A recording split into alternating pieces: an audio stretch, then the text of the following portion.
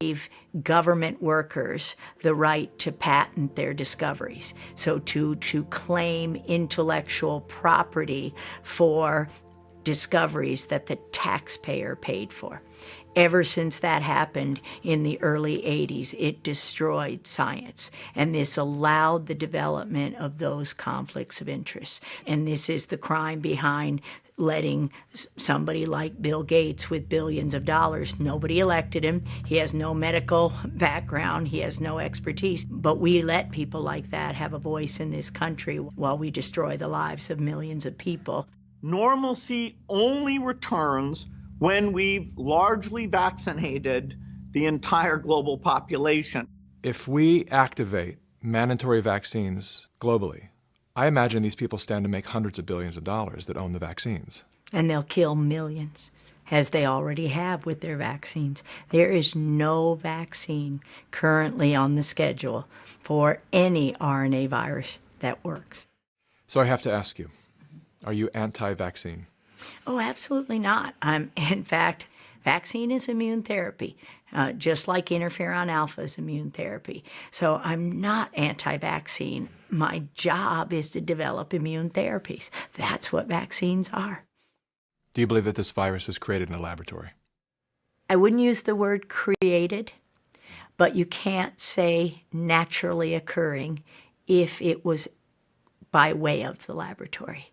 So it's very clear this virus was manipulated, this family of viruses was manipulated and studied in a laboratory where the animals were taken into the laboratory, and this is what was released, whether deliberate or not. That cannot be naturally occurring. Somebody didn't go to a market, get a bat, the virus didn't jump directly to humans. That's not how it works. That's accelerated viral evolution.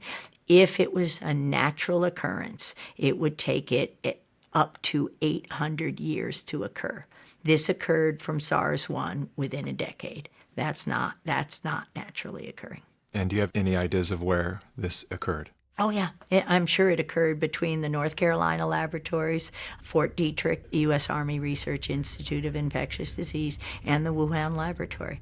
$3.7 million flowed from the National Institutes of Health here in the U.S. to the Wuhan lab in China, the same lab where many people have said that this coronavirus infection first originated. We also now know that NIAID, the department associated with the National Institutes of Health, of which Dr. Anthony Fauci is in control, had already been conducting experiments with the Wuhan lab in the past in regard to coronavirus. If Dr. Anthony Fauci cannot be honest with the public about his connection to this lab, then Fauci has to go. In 1999, I was working in Fort Detrick in USAMRIID there, and my job was to teach Ebola how to infect human cells without killing them. Ebola couldn't infect human cells until we took it in the laboratories and taught him. It's hard to ignore the death tolls. People have been dying. They are dying from this in quite alarming numbers. How do you reconcile that? It's pretty easy when you see, for me, when you see what the government has done, and that is that they took, quoting Dr. Birx, we've taken a very liberal approach to mortality. If my husband were to die, who has COPD, his lungs have fibrosis, his lungs would look exactly like somebody with COVID-19 theoretically, but he has no evidence of infection. So if you're not testing and you don't have evidence of infection, and if you walked in there today, they'd call it COVID-19. And we hear this from the doctors and nurses who are upset. I've seen so many doctors online that have made their own webcam videos, just perplexed by the protocol that the CDC had given them.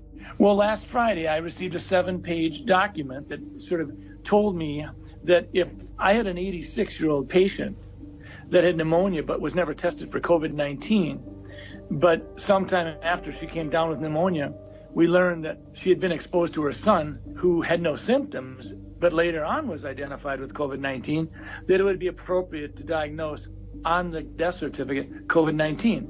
When I'm writing up my death report, I'm being pressured to add COVID. Why is that? Why are we being pressured to add COVID to maybe increase the numbers and make it look a little bit worse than it is?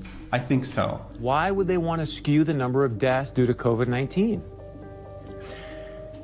Well, fear is a great way to control people. And sometimes people's ability to think for themselves is paralyzed if they're frightened enough.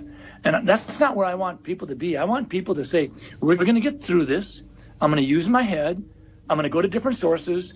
I'm going to listen to different sources. And I'm going to think for myself, because that's what America's about. If someone dies with COVID-19, we are counting that as a COVID-19 death. You don't die with an infection. You die from an infection. I've talked with doctors who have admitted that they are being incentivized to list patients that are sick or have died with COVID-19. Yeah, $13,000 from Medicare, if you call it COVID-19. Right now, Medicare has determined that if you have a COVID-19 admission to the hospital, you'll get paid $13,000. If that COVID-19 patient goes on a ventilator, you get $39,000, 3 times as much. And you've killed them with the ventilator because you gave them the wrong treatment. All the things that just don't make sense, the patients I'm seeing in front of me, the lungs I'm trying to improve, have led me to believe that we are operating under a medical paradigm that is untrue. And I fear that this misguided treatment will lead to a tremendous amount of harm to a great number of people in a very short time. My next question is about Italy. I want to know why Italy was hit so hard. Italy has a very old population. They're very sick with inflammatory disorders. They got, at the beginning of 2019, an untested new form of influenza vaccine that had 4 different strains of influenza, including the highly pathogenic H1N1. That vaccine was grown in a cell line, a dog cell line. Dogs have lots of coronaviruses, and that's why they're not testing there. You could just say, oh, it was that. As the country begins emerging from the worst of the coronavirus epidemic, one question remains. What happened to all the hydroxychloroquine? We know that hydrochloroquine and zinc are working great for patients. And then Fauci comes out and says, well, there's no double-blind controlled placebo study, which, by the way, Dr. Fauci, is there going to be a double-blind controlled placebo study of your vaccine? Is there? In a survey polling nearly 2,300 doctors in some 30 countries, hydroxychloroquine was ranked as the most effective medication to treat the virus. The AMA was saying, doctors will lose their license if they use hydroxychloroquine, the anti-malarial drug that's been on the list of essential medicine worldwide for 70 years. Dr. Fauci calls that anecdotal data. It's not storytelling if we have thousands of pages of data saying it's effective against these families of viruses. And this is essential medicine, and they keep it from the people. Not only now, but back in autism with our discovery, there was an old antiviral drug, 100-year-old drug called Suramin, on the WHO list of essential medicine. It literally gave kids with autism a voice, a life. What did Bayer and Monsanto do? They took it away from everybody. You couldn't get it to save your life right now, and we tried. Believe me, every way we could. So when you take away a medicine, and not just the WHO, not just the WHO, the FDA, the CDC, Tony Fauci, close everything. Just end it all, and we've got a healthy world again. And we got tons of money, because we can take all that money they're making on their patents, and we can give it to the victims of this plague of corruption. Is it safe to say that anything that cannot be patented has been shut down intentionally because there's no way to profit from it, all these natural remedies that we have had forever? Absolutely, that's fair to say, and that's exactly what's going on in COVID-19. The game is to prevent the therapies till everyone is infected and push the vaccines, knowing that the flu vaccines increase the odds by 36% of getting COVID-19. Where does that data come from? a publication last year where the military who had been vaccinated with influenza were more susceptible to coronaviruses. Coronaviruses are in every animal. So if you've ever had a flu vaccine, you were injected with coronaviruses. And then to put on a mask. This doesn't make any sense. We wear masks in an acute setting to protect us. We're not wearing masks. Why is that? Because we understand microbiology, we understand immunology, and we want strong immune systems. Our immune system is used to touching. We share bacteria, staphylococcal, streptococcal bacteria, viruses. We develop an immune response daily to this stuff. When you take that away from me, my immune system drops. As I shelter in place, my immune system drops. You keep me there for months, it drops more. And now I'm at home, hand washing vigorously, washing the counters, worried about things that are indeed what I need to survive. You're not immunodeficient and you're not elderly. You should be able to go out without any gloves and without a mask. I think if you are those things, you should either shelter in place or wear a mask and gloves. I don't think everybody needs to wear a mask and gloves because it reduces your bacterial flora. It doesn't allow you to interact with society, and your bacteria flora and your viruses, your friends that protect you from other diseases, end up going away, and now you're more likely to get opportunistic infections that are hoping you don't have your good bugs fighting for you, if that makes sense. And then as we all come out of shelter in place with a lower immune system and start trading viruses and bacteria, what do you think is going to happen? Disease is going to spike. I guarantee when we reopen, there's going to be a huge amount of illness that's going to be rampant. The building blocks of your immune system is virus and bacteria, end of story. Wearing the mask literally activates your own virus. You're getting sick from your own reactivated coronavirus expressions. And if it happens to be SARS-CoV-2, then you've got a big problem. You're not the first virologist who has told me that we're doing the exact opposite of what we should be doing to contain and to create immunity from this virus. Why would you close the beach? You've got sequences in the soil, in the sand. You've got healing microbes in the ocean, in the salt water. That's insanity.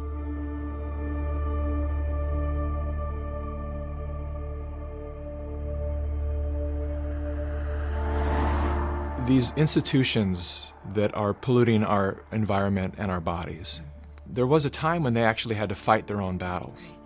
But they've done such a great job at manipulating the masses that it's other people shutting down other citizens, and the big tech platforms follow suit and they shut everything down. There is no dissenting voices allowed anymore in this free country, which is something I never thought I would live to see. Nor would I, except what I've experienced since 2011. It's beyond comprehension how a society can be so fooled that the types of propaganda continue to where they're just driving us to hate each other. You want to go to work yes. and get this disease? I think the medical profession know what they're talking about. They've been wrong so far, ma'am. They've been wrong. Hopefully, this is the wake-up call of all America to realize this makes no sense, and we win because we'll take down the whole program with information like this. And for me, it's the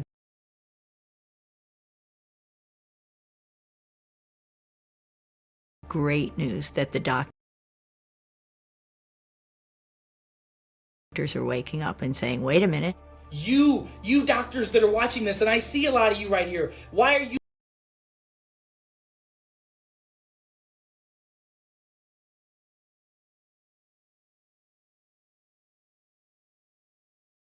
not getting loud? I'm here to defend you. I'm here to defend my freedoms. I'm here to defend my family's freedoms, my patients' rights to choose what to do with their life. I'm just blown away. And I'm blown away why there are not more doctors like me talking about this all over the place. We should be banding together right now. You need to wake up because your liberties are getting taken away from you all because of fake news that's out there. This is wrong. People should be going to jail for this stuff. So it's not the scientists who are in any way dishonest. They're listening to people who for more than 40 years have controlled who gets funded, what gets published. And I'm sorry to say many, many people will simply take the money and the fame and that support things that absolutely aren't true. What do you say to the medical professionals that are just beginning to get a glimpse of the depth to which they have been misled and steered away from their oath to do no harm? I say forgive yourselves. It's the hardest thing to realize for all of us, and is that with all the best intention, we studied, we learned what we thought was the truth. We had no idea that the data that we were being told was true was not true. We've been taught now in our schools a very different science. You don't get funded if you don't speak the party line. You don't get published. That was probably the hardest thing for me to take, is understanding that scientific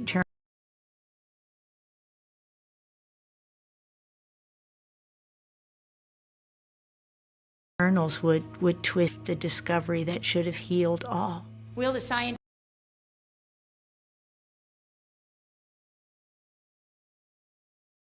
community have the courage to answer the question of whether these diseases might have been of their own creation? Thank you. So what we did pretty much ever since I got out of jail, we started an education company. We wake up doctors, and it's very difficult. But every doctor who realized they may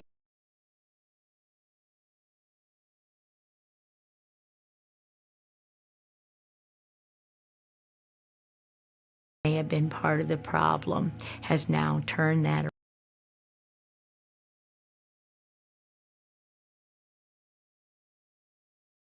around to march toward a better society and restore faith in the promise of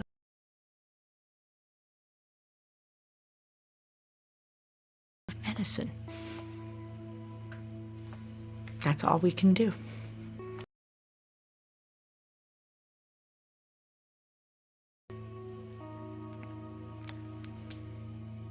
Well, Dr. Mikovits, thank you so much for your time. It's been a real honor to sit here with you, and particularly thank you for your courage. Thank you, Mickey. I appreciate it a lot. The idea that we are now a few days away from a new administration, given, as you heard from the introduction, that I have been around for a while and have had the opportunity of serving in 5 administrations, I thought I would bring that perspective to the topic today, is the issue of pandemic preparedness. And if there's one message that I want to leave with you today, is that there is no question that there will be a surprise outbreak. The thing we're extraordinarily confident about is that we are going to see this in the next few years. Thank you.